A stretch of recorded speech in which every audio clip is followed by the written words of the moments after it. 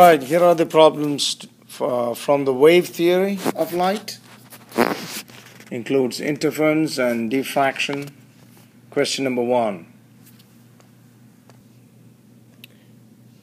Here, this question is talking about two narrow slits 0.048 millimeter apart.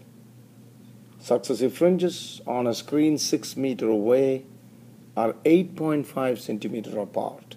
Find the wavelength and the frequency of the light.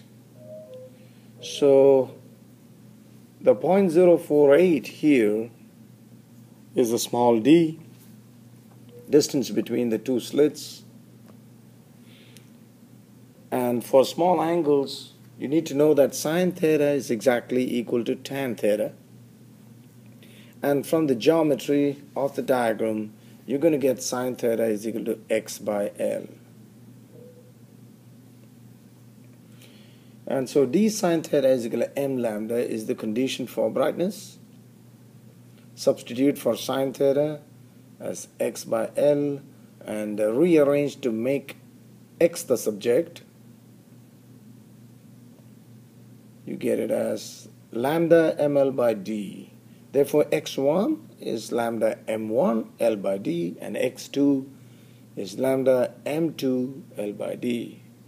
Or because it says successive, that means you take m plus 1. M and m plus 1. Could have been m and m minus 1. But in this case, when you take the difference, delta x, you're going to get x2 minus x1, the common factors. And m cancels out and you get lambda L by d. So you rearrange that to make wavelength the subject. And the 4.8 times 10 to the negative 5 is in meters. Again, 8.5 centimeter becomes 0.085. And the distance is given in meters already, so that's 6. And you get 6.8 times 10 to the negative 7 meter. And frequency can be calculated using C by lambda.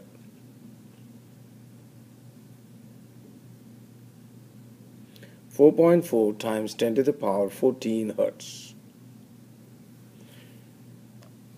In this question, the light of wavelength 680 nanometer falls on two slits, and it says the fourth order fringe is 38 millimeter from the central fringe on a screen 2.6 meter away.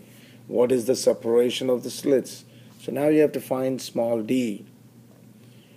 And I'm going to change this to third order because I worked it out using third order by mistake. So, and it's talking about,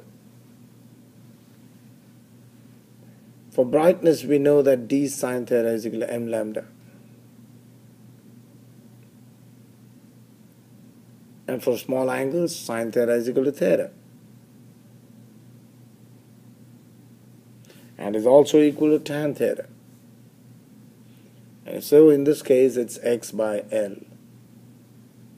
Therefore, you see that the d sine theta here can be written as theta, and then the substitution is x by L for that, and make d the subject.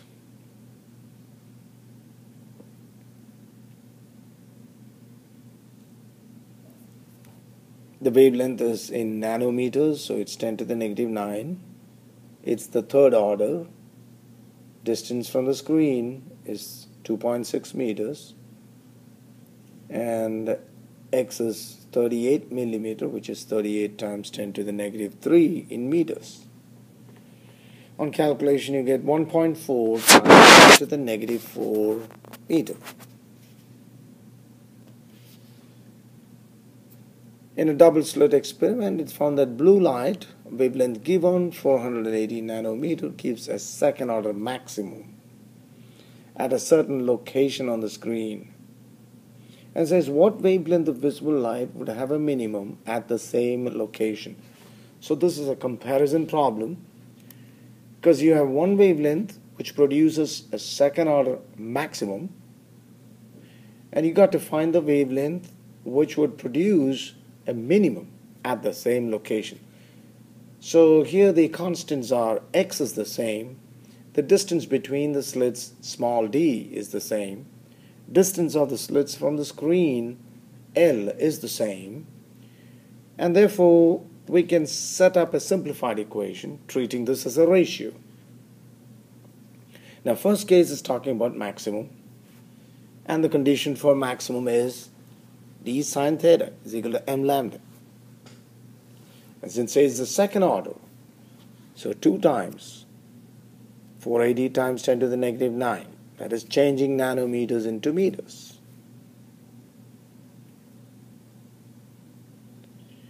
Alright, for the minimum, the condition is d sine theta is equal to m plus half lambda.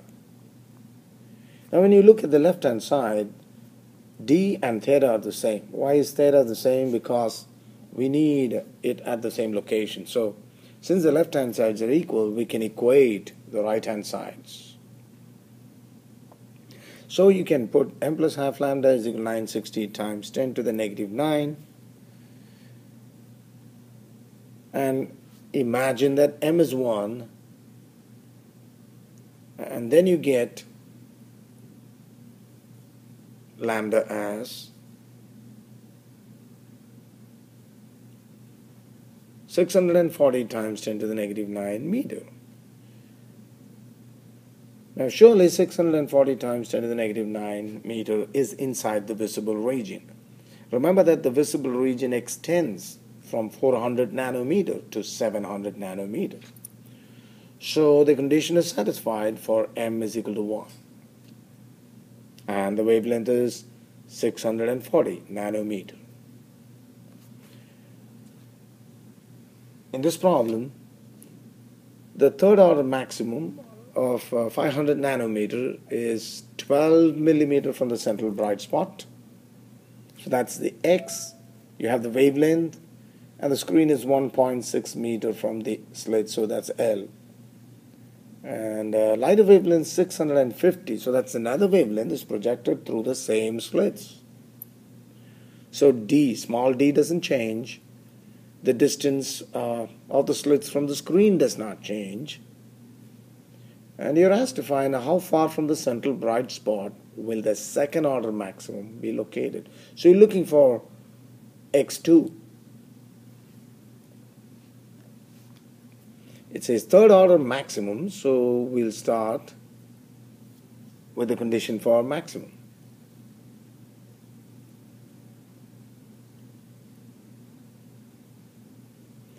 We have done this in 2 other problems, so I'm just writing it again. D is lambda ml by x. That's substituting for sine theta. So you get a formula for x. And now take it as, set it up as a ratio. x1 by x2 is equal to lambda 1 m1 L by d times, because when you divide, you reverse and multiply. So the common factors get cancelled. Lambda 1 is 500. We need not even change into meters because anyway it's a ratio. You have the third order and the second order. So you get the ratio as 1.154, which means x2 is x1 divided by that number, which gives 12 divided by 1.154. 10.4 millimeter. A very thin piece of plastic, refractive index 1.60, covers one slit of a double slit apparatus illuminated by 680 nanometers. Now the central point on the screen, instead of being a maximum, becomes dark. What's the minimum thickness of the plastic? Now since the central point, instead of being maximum, has become a minimum, the additional path difference that should have been introduced by the plastic should be lambda by 2. Because that is when the condition for maximum becomes condition for minimum.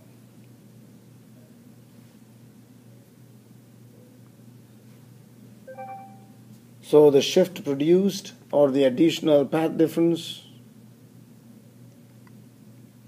must be equal to lambda by 2, and therefore the number of waves in the plastic minus the number of waves in air, the number of waves. How do you get the number of waves? Number of waves is going to be thickness divided by the wavelength.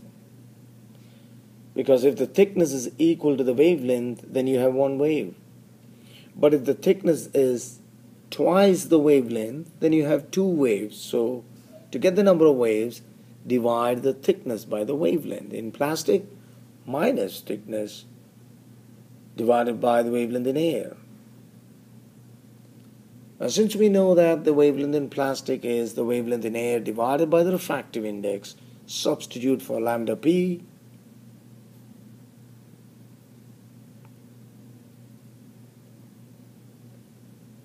T by lambda is common there. Take it out and set this equal to half. Why is it equal to half? Because that's when a maximum becomes a minimum. So rearrange, make T the subject, substitute the numbers.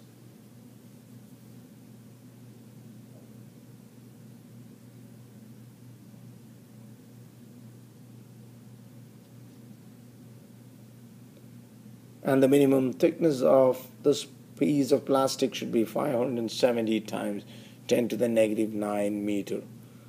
This is one method by which really thin materials are measured accurately in the industry. As you can see, it's a real small number, 570 nanometer. So light is a very efficient tool which can be used to measure extremely small thicknesses. Here a lens appears greenish yellow, 570 nanometers strongest when white light is reflected from it. What is the minimum thickness of coating? The refractive index of coating is given and the refractive index of glass is given. Now since it says that it appears strongest, that means it is satisfying, this wavelength is satisfying the condition for brightness. Now that's the diagram. A ray of light falls. One part of it is reflected and the remaining part is refracted. So the light falls here, this part is reflected, this is refracted, and the refracted part is again reflected. But the important thing to remember is that in the first case, light is going from air into the coating because you have air here and the coating here and glass here. So when it's trying to go from air, from a less dense to a more dense, it suffers an additional path of lambda by 2. Now in this case, again it's going from 1.25 to 1.52, rather it is trying to go from less dense to more dense.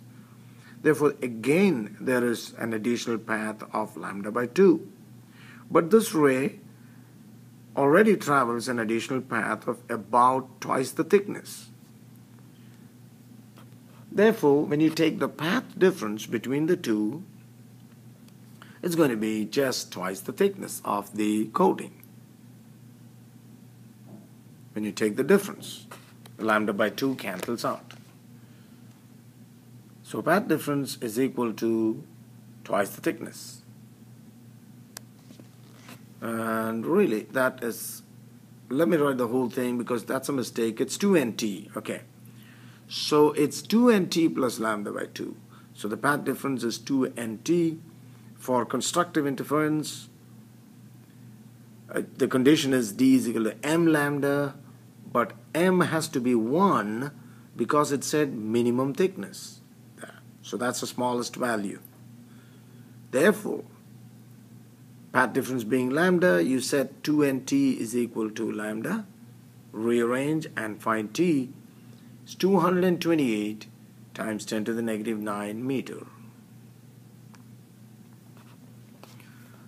This was once again a thin film question. A thin oil slick floats on water, and when a beam of white light strikes this film at normal incidence, means from directly above, the only enhanced, again maximum, enhanced means maximum, colors are red and violet. From this information, find the minimum thickness of the oil slick. So when you make the diagram for this, you see that on top you have the oil film and then you have the water. Okay, it's the first one.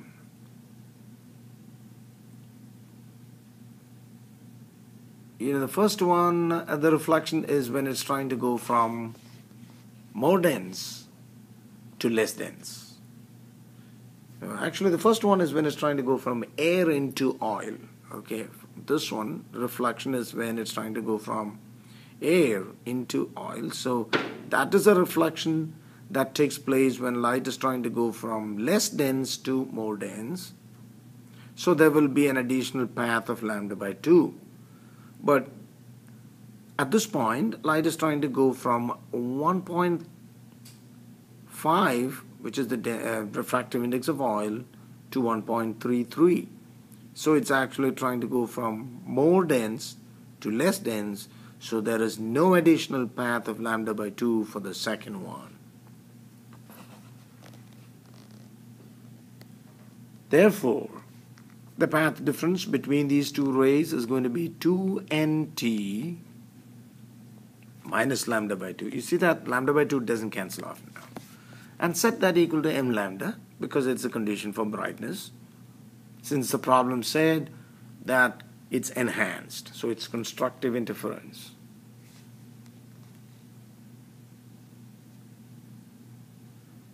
Take lambda by 2 to the other side, rearrange. Take out the common factor there, which is lambda by lambda, so you get m plus half lambda. And you're asked to find the thickness, so T is m plus half lambda by 2n. And substitute the values of the wavelengths now, 650 nanometer.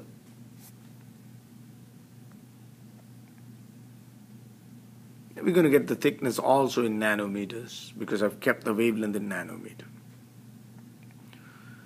If m is given different numbers, this is what you get.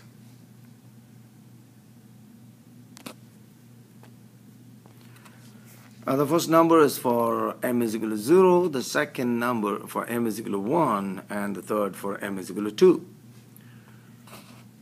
And do the same thing for the next wavelength, which is 390 nanometers. Again, the same formula.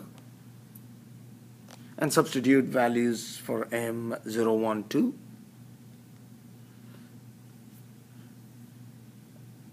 And you get 65, 195, and 325 nanometers. So now when you look at it, these two are same. So since the question says that both of them are together enhanced, so the minimum thickness must be 325 nanometer.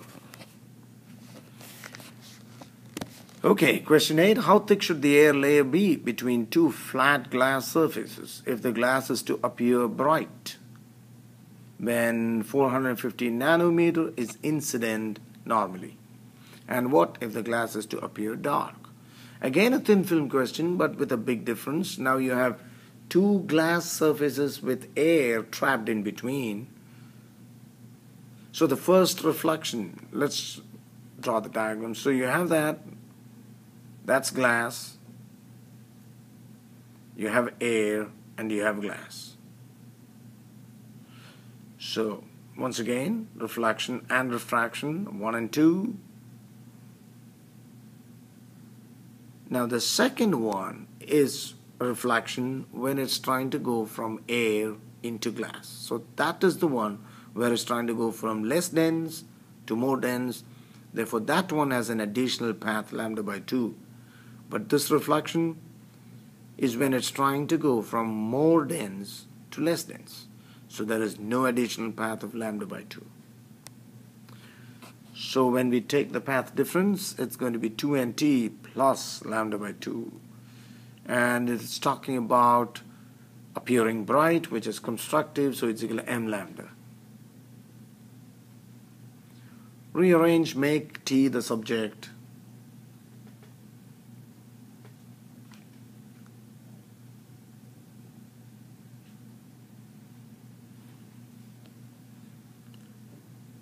And for minimum t, m should be equal to 1.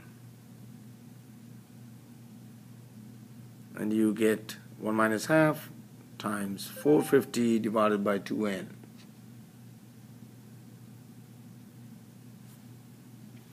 You get 113 nanometer. And if the glass is to appear dark, the only difference is that you set the path difference equal to m plus half lambda, the condition for darkness. Or, I've written 2m plus 1 lambda by 2, which is the same as m plus half lambda. So don't be confused with that.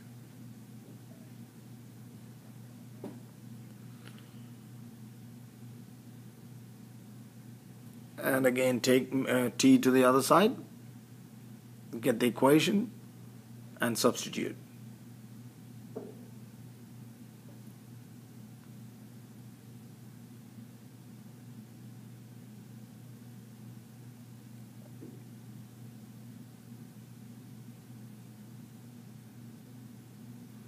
And the answer is 225 nanometer. This is now about diffraction, single slit 1 millimeter wide. That's the width of the slit. Wavelength is 450 nanometer. You have to find the width of the central maximum. Okay, to find the width of the central maximum, you have to find the distance up to the edge of the central maximum, and on the edge you will have the first minimum. So that's the clue. You have to find the distance to the first central minimum. I mean the first minimum, not central minimum. First minimum on both sides.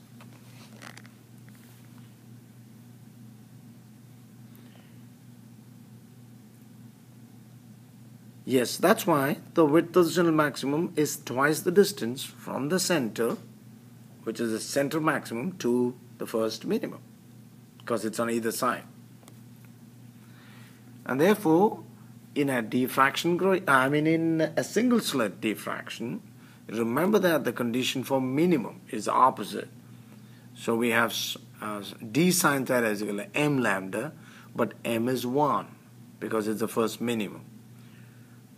And from that you can find theta, the angle.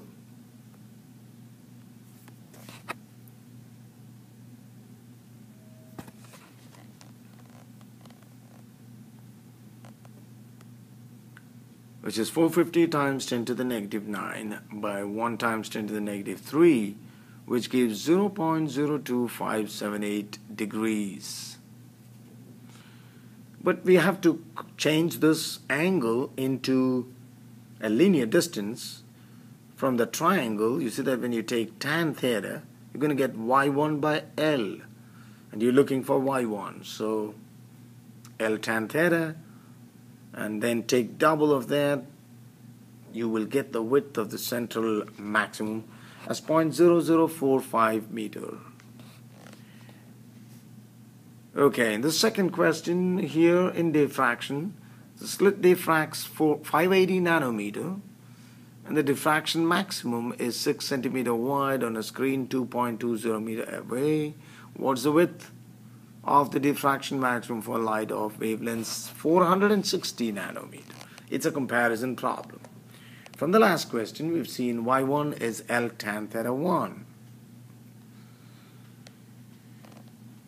And you've got to take half of that. That is doing this last problem backwards. Instead of doubling it, take half of that. You get the angle now.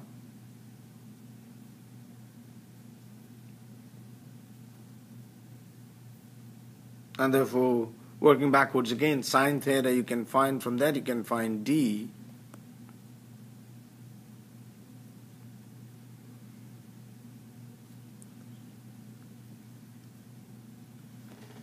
And once you get D, you can use this value again for the other wavelength to find the angle, because now we have D. The other wavelength is 460 nanometers, so that divided by 42537, and then take double that. Well, I've not finished calculation on this. Or this problem could also have been done merely setting it up as a ratio. How many lines per centimeter does a grating have if the third order occurs at a 15-degree angle for light wavelength 650 nanometer? This is about a diffraction grating. For a diffraction grating, sine theta is equal to nm lambda, which you get from this. D sine theta is m lambda, but n is 1 by d. What's n? N is the number of lines in 1 meter. So sine theta is nm lambda. That's a good way to remember it. Here you have to find the number of lines. So third order, m is 3, lambda is 650 times 10 to the negative 7 centimeters. I'm keeping in centimeters so that I get the answer in centimeters. So 1300 lines per centimeter.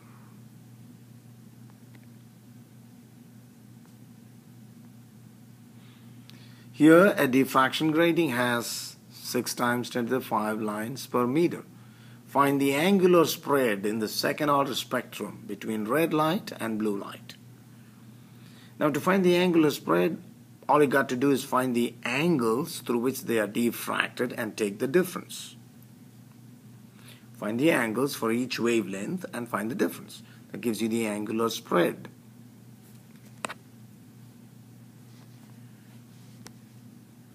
So that is the equation we're going to use to find the angular spread, to find the angle in fact.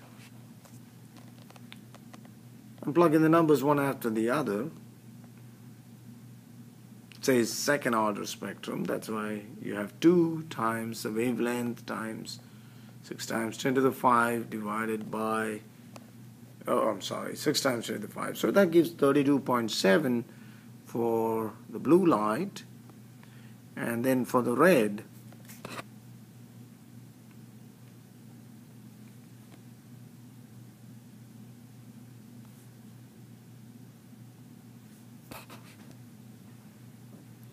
do the same thing and you get 57.1 degrees. So the angular spread is the difference between the two angles,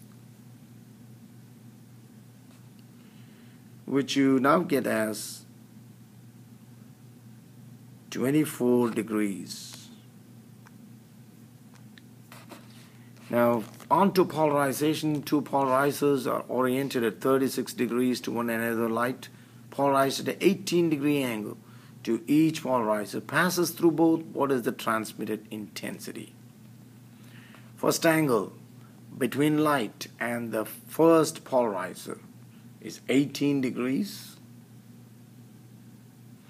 But the second angle between light and the second polarizer is 36 degrees. And then use Malus law, which is I is equal to I naught cos squared theta to find the intensity. First case it's 18, so you get 0.9045 I naught.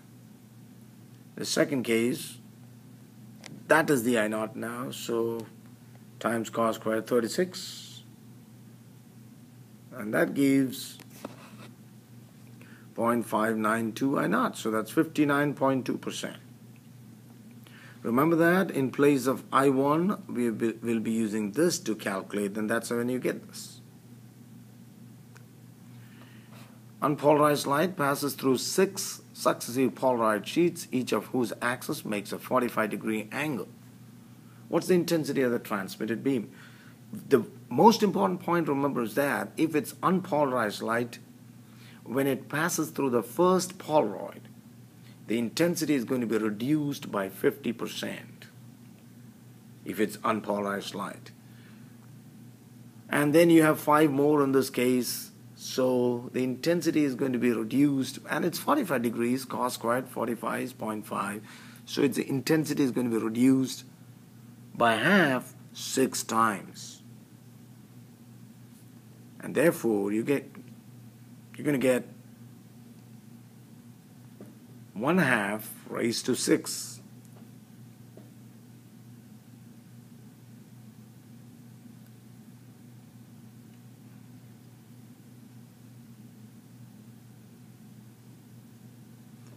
Now this I'm writing just exactly what I told you. Sheet 1 always reduces the intensity by half if it's unpolarized light, but in this case, because the angle is 45, it so happened that 2 to 6 also reduce it by half. That's just chance.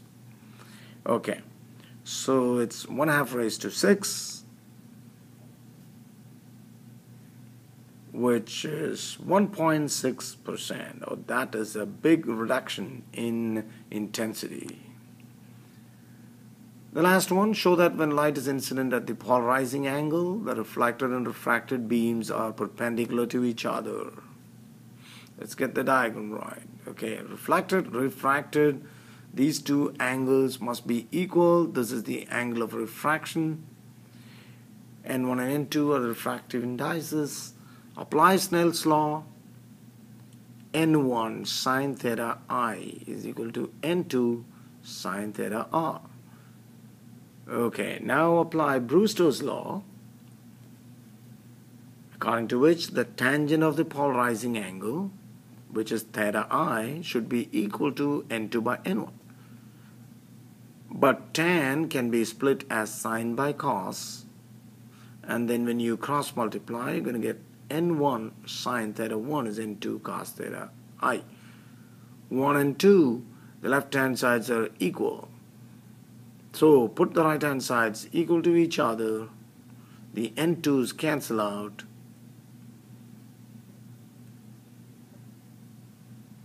And you can write cos theta I as sine 90 minus theta I, because sine 90 minus any angle is equal to cos of the angle, which means theta I plus theta R is 90 degrees. If theta I plus theta R is 90 degrees, since the total angle is 180 degrees, you proved that this is 90, theta I plus theta R, therefore the remaining should be 90 degrees. And thank you, good luck, try to study these 15 questions. That would be good preparation for the exam.